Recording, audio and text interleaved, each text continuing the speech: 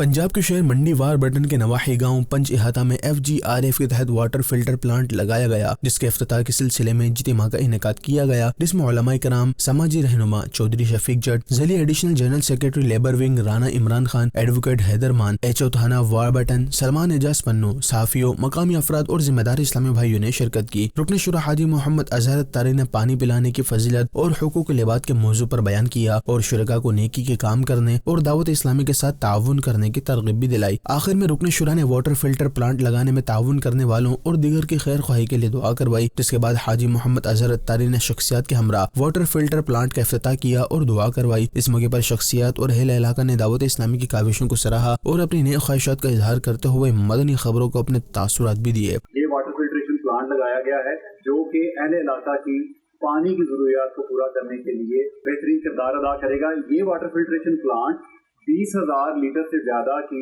ایک دن میں پانی کی صاف کرنے کی کیپیسٹی رکھتا ہے۔ ہم دعوت اسلامی کے شعبہ FGRF کے انتہائی مشکور ہیں کہ انہوں نے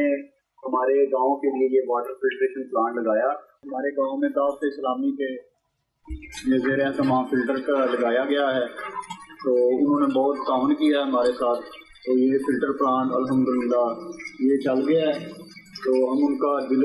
کی عطا گہرائی میں شکریہ ادا کرتے ہیں۔ اسلامی کے مشکور ہیں اور ان لوگوں کے مشکور ہیں جنہوں نے اس کے اندر تعاون کیا کہ ہمیں اس چیز کی بہت ضرورت تھی، الحمدللہ ہمیں یہ چیز مل گئی۔ آخر میں رکن شورا نے دیگر شخصیات کے ہمراہ واٹر فلٹر پلانٹ کا جائزہ بھی لیا۔